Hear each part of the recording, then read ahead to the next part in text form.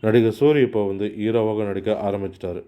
விடுதலை படத்தின் மூலமாக ஹீரோவாக அறிமுகமான இவர் அடுத்ததாக கொட்டுக்காளி, ஏழு கடல் ஏழு மலை, கருடன் உள்ளிட்ட படங்களையுமே நடித்திருக்காரு.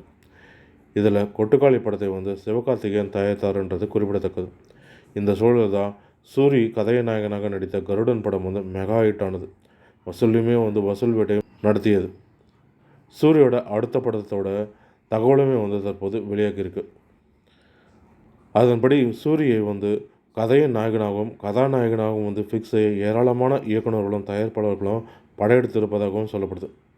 தன்னிடம் இயக்குநர்களும் தயாரிப்பாளர்களும் குவிந்தால் கவனமாக கதையை தேர்ந்தெடுத்து வருகிறாராம் சூரி.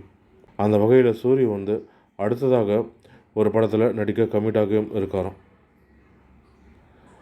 விலங்கு வெப் சீரிஸை இயக்கிய பிரசாந்த் பாண்டியராஜ் தான் இந்த படத்தை இயக்க இருக்காராம். சமீபத்தில் பிரசாந்த் கூறிய கதையை சூரி ஓகே செய்து விட்டதாகவும் இருவரும் இணையும் படம் தொடர்பான அதிகாரப்பூர்வ அறிவிப்பு விரைவில் வெளிவரணும் எதிர்பார்க்கப்படுது. கடந்த 2022ஆம் ஆண்டு ZEE5 OTT தளத்தில் வெளியான வெப் சீரிஸ் விலங்கு. விமல், இனியா உள்ளிட்டோர் நடித்திருந்தாங்க. த்ரில்லர் ஜானரில் உருவாகியிருந்தது. ரசிகர்களிடையே பெரிய வரவேற்பு பெற்றது குறிப்பிடத்தக்கது. மேலும் இது போன்ற தமிழ் சினிமா தொடர்பான சுவாரஸ்யமான தகவல்களுக்கு RN தமிழ் சினிமா யூடியூப் சேனலை பார்க்கும். நன்றி, வணக்கம்.